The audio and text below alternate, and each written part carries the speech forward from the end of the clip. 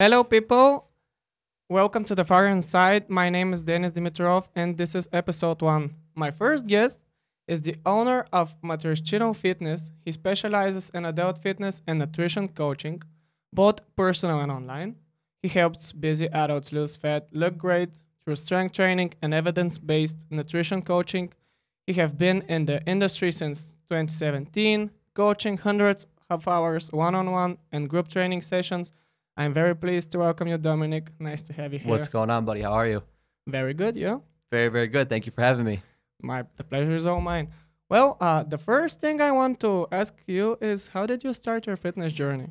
So I started in 2017, like you introed me. I got started pretty much around the time that I stopped playing baseball, competitive baseball, because I grew up playing my whole life. And at the time when I stopped playing, I was looking for something to kind of compete in, to be around like-minded individuals like I was my whole life playing baseball. And around that time, I actually stumbled in or walked into a CrossFit gym that was near where I was living at the time. Again, just looking to be around like-minded people. I ended up working out there as like a member for about 2 to 3 months, I believe. And then one day after a class that I was at, the owner of the gym asked me, have you ever thought about being a coach? Ever thought about coaching? Yeah. So at the time it was like, yeah, like absolutely. Like this is what's going to replace baseball and competing for me. So I underwent a mentorship program with him for about, I'd say like 2 to 3 months, where I had to like write and read on educational strength and conditioning material, stuff like that. I also had to coach the foundational movements like squat, bench, deadlift on camera. And at the time I was like so nervous. I'd never been on camera before. I've never really coached any big movement, you know what I mean? And he was very professional. He's been in the industry for 20 years or so. And then I slowly but surely was able to lead the classes in warm-ups, right? Yeah. Making sure that under a watchful eye, his eye, that I was doing a good job. And then I kind of got let loose, and that's when I actually started running group classes. So I say I was born in chaos, where I was coaching classes anywhere from like 5 to like 35 people at a time. So it was cool, man, because I had to learn very quickly how to coach different fitness levels all at the same time. You know what I mean? Like there could be someone in there who's been going for 4 years, so they know how to barbell deadlift. They know how to barbell back squat. But then you get someone in there who's brand new. They've never even touched a weight before. You know what I mean? So you have to learn how to regress and progress kind of on the fly. So that's how I got started. So that's how you got started, but especially in the last year, the last half a year is like better. Yeah. But the year before that, with COVID and especially stuff like that, most of the training was done online. What do you think about the social media content that is in internet, no matter it's Instagram, YouTube, or anywhere else? Yeah, so I think obviously like transitioning, and everyone having to transition away from more in-person and group training for a long time to online, I think it's been great, you know what I mean? And I think it's something that opens up the doors for people in terms of their business, in terms of connecting with other professionals, in terms of the client being able to have access to a coach who's on the other side of the world. You know what I mean? Like if that coach appeals to that individual or that client, because let's say they specialize in something that's very personal to that client that they're looking for, they now have that access, right? And they now have that ability to have the experience and get coached by that coach. So I think it's awesome.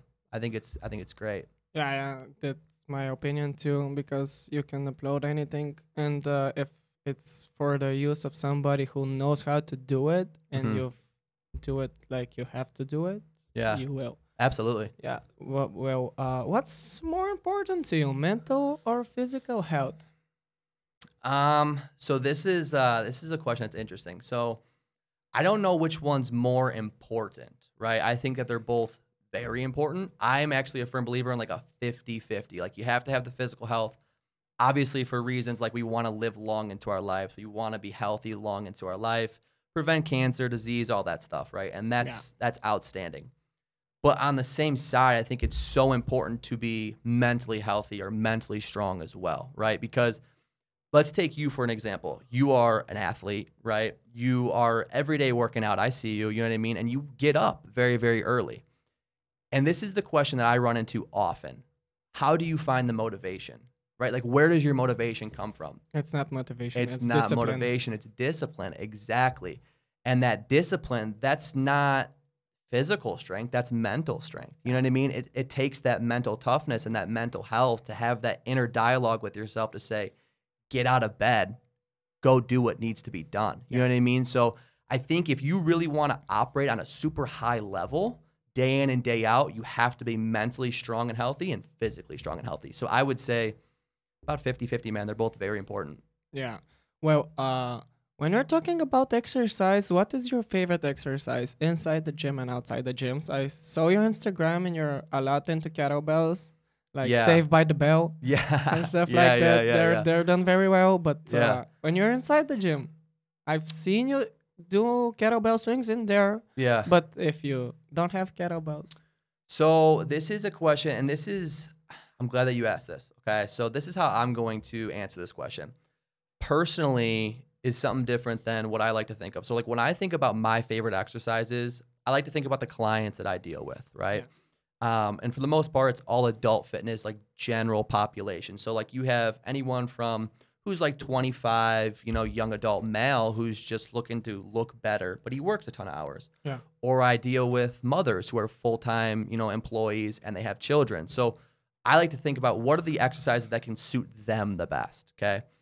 And I can't boil it down to just one. So I'm going to give you one upper body and one lower body. Okay. Number one, the upper body, I would say my favorite exercise would be like a TRX or an inverted row. Yeah. Okay.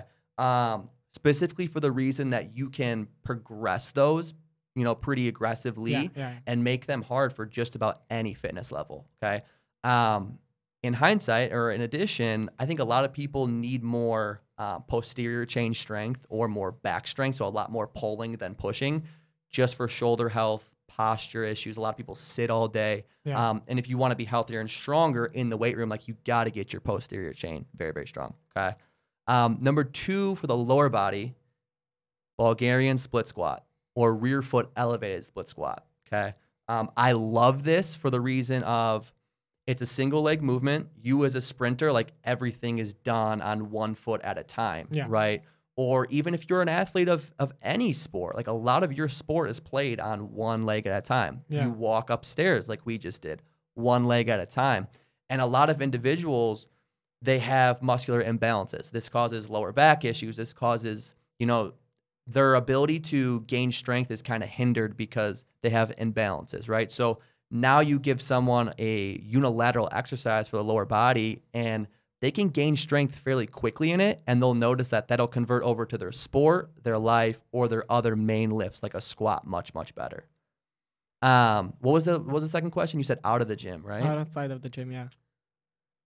Push-ups, because I just think it's a supreme upper body exercise, especially if you have no equipment, right? We're talking no equipment at all, and you're going to love the second one, hill sprints. Yeah, I love hill sprints. I'm sure. I hate them. I hate them. They're tough. Very much. They're very, very tough, man. And I bet you, like, if you saw a video of me sprinting, you as a professional sprinter, you could probably pick apart, like, my form isn't the best on sprinting, right? On flat ground. But if you take someone and you put them into a hill sprint, that natural incline automatically kind of fixes their form, and it's much, much safer on their joints. Yeah, because you have to push more. When you're running uphill, you have to push a little bit more. No, not a little bit more. A lot more, right? Yeah, and the ankle starts working, the knee gets up. Yeah. If you're doing it not correctly, it will be much harder. Much harder. Yeah, for sure. But I love it because it's like the ability to build power, speed, even like strength in a hill sprint's phenomenal. So those would be my 4, I would say. What's the worst gym myth you've ever heard? The worst gym myth I've ever heard. Oh man, there's so many. You scroll Instagram and I see all these crazy ads now. But I'm going to go with something very, very classic, and I want this to be something that can help somebody, right?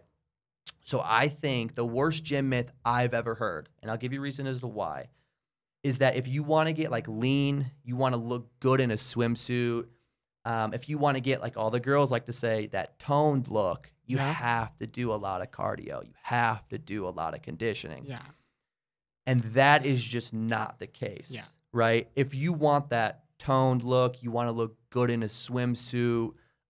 You want the butt like all the girls want, right? You have to strength train. You have to lift weights. Because, and I think this is good for people to know, excuse me. When you are strength training, when you are lifting weights, the more muscle and the more strength we can put on our body, the higher our resting metabolic rate will be. So while we are resting and not exercising, the more muscle we have, the more calories you will burn just by sitting there, right? And that's what we ultimately want to keep a lean body. We want our metabolic rate to be firing. We want to be burning calories when we're not in the gym working out. When we're sitting here just like this, right? We want to be burning calories, and that's going to keep a lean body. So the more muscle you have on the body, the leaner you'll be. In addition to that, you know, people think, got to do a ton of cardio. Do cardio if you want to get lean. I would say strength training and then pairing that with a really solid nutrition program that takes into consideration how many calories you're consuming. Calorie deficit. A calorie deficit. Absolutely. It's much more controllable, right? We can control and manipulate those numbers, and it's much more trackable. We can see day in and day out how much food are we consuming. And if we're not progressing to the level that we want or the body fat percentage that we want, well, then we can manipulate those numbers.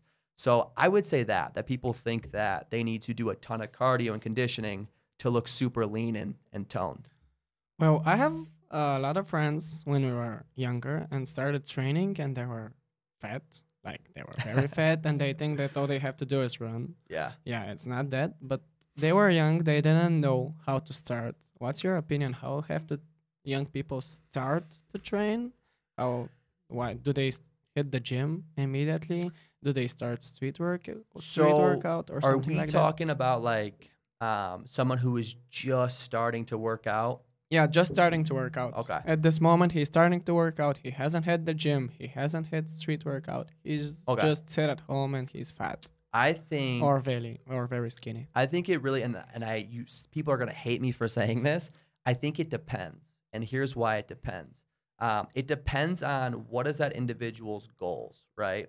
If he's overweight and he's never worked out a day in his life, number one, it's going to be very hard for him to start, right? Obviously, we all know we've been there. It's hard to get back on if you fall off for a few days, right?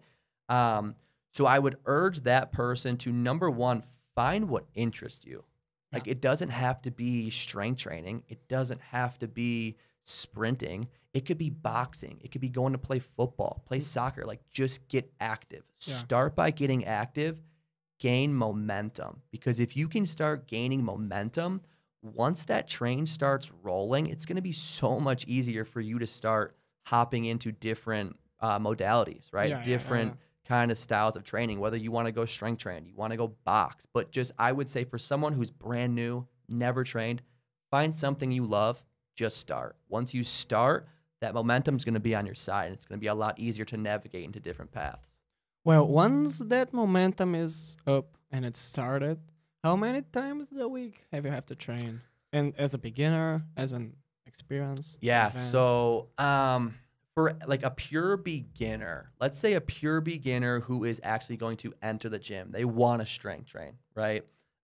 They want to be in the gym lifting weights. What I personally recommend is, usually, depending on their lifestyle, is like a 3 days a week, they're strength training. Now, inside of these strength training sessions, you can do multiple different splits, whether it's, push-pull legs. Yeah, it could be like 3 full bodies. It could be like a lower upper full. It doesn't matter. There's so many different ways to split it. But I think getting in there 3 days a week, strength training with the foundational movement patterns like a squat, a hinge, push-pull, lunge, carry, all that stuff, and really getting good at those movements. And then this is a big one that I always urge people to do, is set an activity goal for the day, set a step goal for the day. So, if you are just anybody, doesn't matter, like aim for what I say is 8,000 to 10,000 steps a day, right? That's usually about 5 miles a day walking if you're hitting 10,000 steps, which is going to do a lot for your NEAT or your non-exercise activity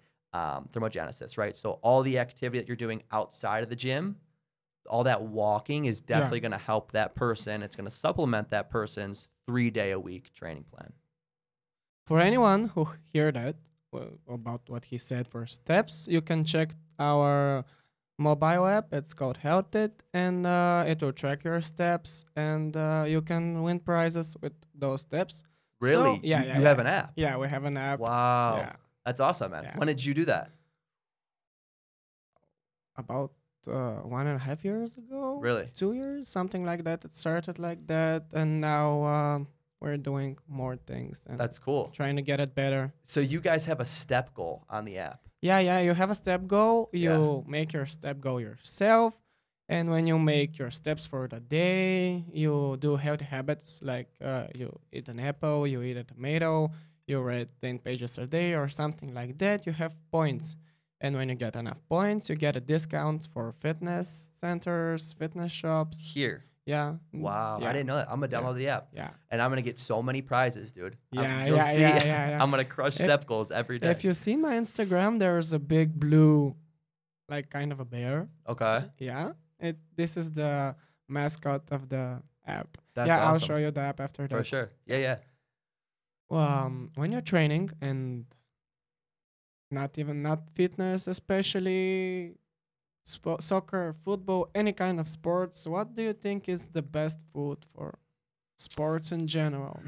For sports. Yeah, for Okay. So sports I'm in glad that general. you preface sports. So if you think about like an athlete, obviously if it's football, baseball, that doesn't matter, right? There is a high output, right? There are Lot probably of carbohydrates. a lot of carbohydrates. There's a high output, and with that output, we need to make sure that we're matching it with fuel. So let's take you for example, like a sprinter. You're sprinting. That's working part or one of the energy systems that's very fast. Like you're putting out a lot of energy very quickly, and then you're sitting and resting. So you need to recover very fast. Yeah. And what does that? What's going to help you do that is a nice source of carbohydrates, right? So I think for athletes, we need to set the preface number one on protein. I think a big portion of your plate, usually I'm going to say 1 gram per 1 pound of body weight. Okay, Yeah. It might translate a little bit different for you, so we can In talk about that kilos? after. Yeah. But 1 gram per 1 pound of body weight. So I weigh 185 pounds. Every day I'm going to eat 185 grams of protein. Yeah. Okay, matched by a really good portion of carbohydrates. So I would say that for an athlete, the majority of your meals and the majority of your nutrition should be made up of protein, carbohydrates, and then definitely having the healthy fats in there for like hormonal balance and really good hormonal health. But for an athlete, definitely a lot of protein and a good amount of carbohydrates. Pre-gym meal.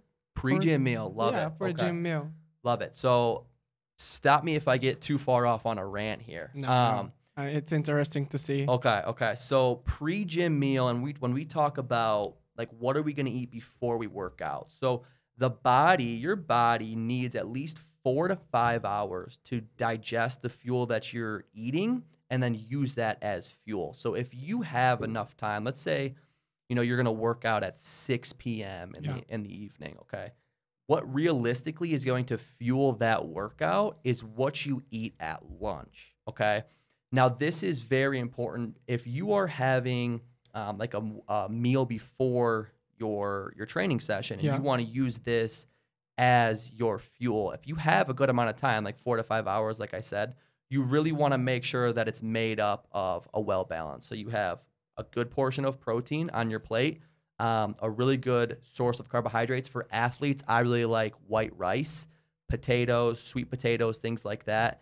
And then I would round it off with some veggies and then some high quality fats, like either an extra virgin olive oil on the veggies, avocado, nuts, things like that. So when we think about eating pre-workout, if we have enough time, well balanced. But if you don't have enough time, like let's say you're working out at 6 p.m., but you want to eat at 3 p.m., protein and carbohydrates. Get rid of the fats because it's too hard to digest and use as fuel. I would say like a really good meal would be honey, like some honey, and then either like some protein, like a protein shake or some meat, but something that's lean protein and very fast carbohydrates. Something that is outside of the gym. Like when you see an athlete, no matter what sport he is, what kind of mentality, because I saw your story on Instagram before you came here, what do you think about, for example, the Giannis mentality? He Um, won the championship yesterday. He carried his team. Like, if he played 60 matches, yeah. 59 of those matches, he carried the team out. What do you think about his mentality? Like, he's a freak. He's a freak. Yeah, he has the mental fortitude, and he's very physically and mentally strong, and he can overcome adversity, I would say. Especially with, him making a few runs at the playoffs or in the playoffs and in the finals in the previous years, and then to battle back off injuries, right, and all these things that are kind of. Yeah, he was injured the He was just previous injured. game. Yeah, absolutely. So for him to battle back against his adversity and then come back and win, like, I just think that's mental strength, right? Obviously, he's obviously in great shape. Look at the guy. You know Go what I in mean? and out every Yeah. night. Yeah, Yeah. about a night. Right. Separating those every match, 40 Right. plus points. It's insane. Yeah, It's insane. But to be able to repeat that effort in the finals, right, against the best of the other best team in the league, to battle against injuries, he's tired. Like, you have to be so mentally strong. So his ability to break down adversity and push through the resilience, I think it's, the resistance, I think it's phenomenal. It's insane. And probably one of the last ones. How can you describe yourself as a coach? What do you mean by that? Like my style of training? Yeah, your or... style of coaching. Oh man, so Not I don't. your style of training when you're by yourself, when you're Okay. with a client. Like, how do I? You're asking me how, like, what my personality is, or how I would train Yeah. that client. What's your personality with that person? Are you cheering him up? Are you Okay, putting gotcha. him to the floor and saying you have to do this and that? Yeah. Like my coach, for example. He just beats you guys into the ground. He just sometimes, I'm sorry if you're watching this, beats me up. Like, he genuinely beats me up. And when he says something good and I'm like flying in the air, flying in the clouds, and with one word, he can just Take you lower down. me like that. Really? Yeah, I'm Really? under the ground at that point. Yeah. Yeah, this is a good question. So I would say, number one, I think I'm very passionate about what I do. You know what I mean? So that definitely shines through while I'm coaching. And some would explain me as very, like, energetic and enthusiastic. So I think I bring a lot of good energy, a lot of good passion to the plate when I'm coaching. But I would like to think, at least, I'm very encouraging, right? Like, I never want to put anyone down because I understand how hard it is to start. I understand how hard it is to push past plateaus. So if anything, I try to be as, like, uplifting and encouraging as possible while still challenging them. You know what I mean? Because I think that's the fine line of coaching or teaching. You have to encourage them to the point where they're going to try, they're going to attempt, but you also have to challenge them and not make it too easy, right? Because we always want them to be progressing. Yeah. As a coach, I would say I'm passionate, I'm energetic, you know what I mean? But I'm challenging and I'm enthusiastic. I would say personally. Yeah, I've seen you train people. Yeah. I know. Well, that's what it. do you think? What do you say? Like, how do you think I am? You've seen me coach. Well, even if you don't think the people that your clients can do the exercise you're doing, you're showing them what they have to do. Yeah. And the way that you're talking, I've taught to you so many times when I'm with you, I'm like in a lecture. Yeah, I'm a little kid. Sit and listen, and it's interesting to listen to you. I've said it 100 times to you. So I think it's if more people, more coaches do the stuff like you do, it would be better because you know what you do. Yeah. You do it with passion. You do it with pride, and you know what you have to do. The most important thing, because like me, I do it as well. I'm a personal coach too. Absolutely. And I don't have a certificate for a fitness instructor. Okay. And someone else can have a certificate, but they can do nothing. Like that flying white piece of paper. It doesn't mean anything. Doesn't mean anything. Yeah. I'm glad you said that too, because I mean, especially, I don't know how it is here, but in the United States, and I'm assuming it's like this here as well, there's like no sort of requirement to enter the field, no right? requirement. Yeah. Some places you need a certification, some places, but a lot of places you can get your foot in the door with no experience, right? And I think that's great. For someone who is very passionate about coaching, like we are, like we love this, right? Yeah. Couldn't imagine doing anything else. So for us, we know that that low barrier of entry, it doesn't mean anything, that we're going to get up and we're going to grind every day. Like we're going to take the extra steps in our education. We're going to seek out like that uncomfortable situation to help people or grow ourselves. Yeah. So it's great for us. But I think a lot of people, at least I see in the United States, like there's a very low barrier to entry and they just think, okay, there's no education that I need. I'm just going to hop into this because I'm going to make money, right? Yeah. And they get swallowed very, very quickly because it's hard to make it if you don't have the passion for it. Yeah. Well, when you said passion, what's the thing that keeps the flame inside of your life? Oh man. So I think like obviously I love fitness. I love the industry. I love coaching. I couldn't imagine doing anything different. But at the same time, like I know how difficult it is, right? Like I know how hard it is to make it, to make an impact, right? Like you have to hustle. It's not someone who's just looking to clock a 9-to-5 job. Yeah. It's not. Yeah. With that being said, like I love what I do and I'm more than happy spending a lifetime going after what I love. And the one thing I've always said is I want to make generational change. I want to make generational impact. So when I have children one day, I want them, when they get to my age or, you know, around the later teens, I want them to look at me and say, my father went after what he loved, regardless of how hard it was. He has done something. He's done something. And if he could do it, I could do it. You know what I mean? If there's anything that I want to do is I want to make sure that I'm leading by example for my children, regardless of how hard it is. One of the last books I read is How to Influence and Motivate People. Yeah. And the leader example, like the leader stuff, the free stuff that you have to do is example. Yeah, it's a great book, man. I think that's one book too, for sure. And I was just talking to one of my friends about this. I think that's a book, regardless of like what field you're in, regardless of what you do for a living, that anybody can benefit from. That's awesome. I like to thank my friends at Victory Club, Victory Podcast Studio. I'm sorry. They let us record this podcast here. Appreciate you guys. Thank you so much. Thank you for coming. Yeah, brother. Thank you for having me. Yeah. It means a lot. The pleasure is all mine. Thank you, guys. Thank you. See you guys later. And you have more amazing guests.